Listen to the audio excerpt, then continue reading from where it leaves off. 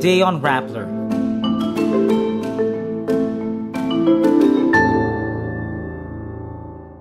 First Lady Liza Marcos and Senator Imee Marcos throw shade at each other on social media. Former Executive Secretary Lucas Bersamin refutes the palace's statement, saying he did not resign. The Philippine government is urged to support the roadmap to move away from fossil fuels. The UN Security Council adopts US President Donald Trump's plan to end the war in Gaza. And Rappler's Glenda Gloria is named Journalist of the Year at Esquire Philippines Man at His Best 2025. First Lady Liza Marcos and Senator Imee Marcos share and debunk fake code cards on social media that contain attacks against each other. This after Imee accused her younger brother, President Ferdinand Marcos Jr. and the first family of being drug addicts. At 1:14 a.m. on Wednesday, November 19, the First Lady posted a supposedly fake code card that depicted her insulting Imee. She also wrote a snarky caption saying, quote, "And speaking of fake news, welcome to entertainment, Pinoy style." A few hours later, Imee followed with her own post, seemingly in response to the First Lady's. The code card showed her insulting the First Lady's physical appearance and alleged drug use. In the caption, Imee simply wrote, "I did not post this, thanks." Both cards interestingly have the same look, with the same layout, fonts, and colors. Together, the two posts have been shared more than 20,000 times across Facebook. Former Executive Secretary Lucas Bersamin challenges the palace's statement that he resigned from his post out of delicadeza. He says Wednesday, November 19, "I did not file any resignation. It's nice to hear out of delicadeza, but it's not true. I did not resign." Malacanang announced Monday Marcos accepted Bersamin's courtesy resignation after his and Budget Secretary Amina Pangandaman's departments were mentioned in allegations related to the flood control scandal. But Bersamin says he only submitted a letter to the president, signed late Tuesday afternoon, November 18, saying he bows to the prerogative of the president.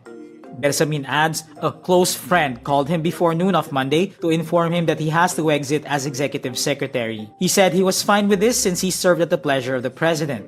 He adds, Wednesday, the palace announcement portrays him as running away. Bersamin also addresses allegations against him. He vehemently denies that he told former Public Works Secretary Manuel Bonoan that, quote, "We will take care of it," regarding the supposed facilitation of dirty money.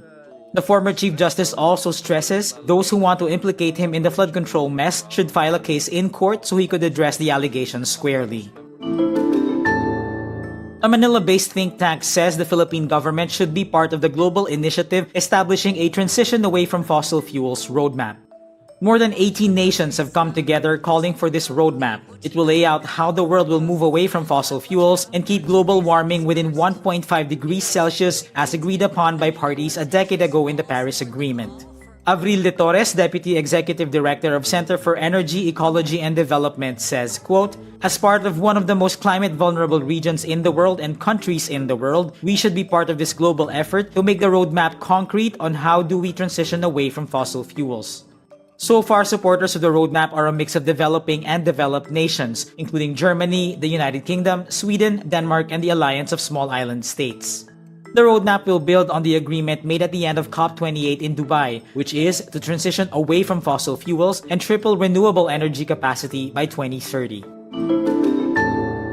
The UN Security Council adopts a resolution endorsing US President Donald Trump's plan to end the war in Gaza and authorizing an international stabilization force for the demilitarization of the Palestinian enclave. Israel and Hamas agreed last month to a ceasefire and a hostage release deal as part of the first phase of Trump's 20-point plan for Gaza.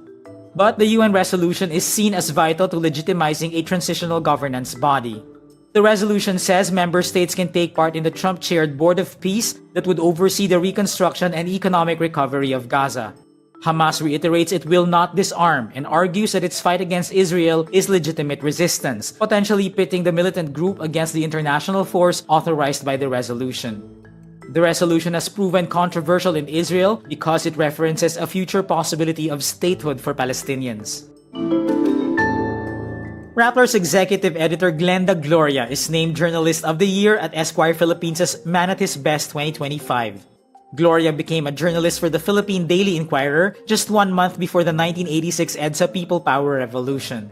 In 2001, she co-founded the investigative magazine Newsbreak until it eventually became a part of Rappler, a digital news company she co-founded alongside 2021 Nobel Peace Prize winner Maria Ressa. She tells journalist Atom Araulio in an Esquire Philippines feature, the founder's personal vision was to create an independent newsroom. She adds, quote, independent in all ways, in terms of its thinking, in terms of where its business is derived, and then to create the kind of journalism that really connects with the communities that it serves. At Rappler, Gloria leads a digital newsroom where journalists committed to truth compete with millions of social media content creators.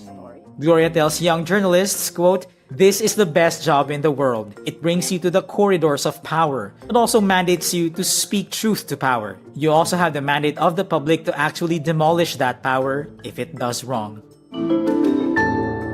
And that's today's wrap. I'm JC Gotinga. Thank you for watching. Click the link below for the full story. For more updates, download the Rappler app.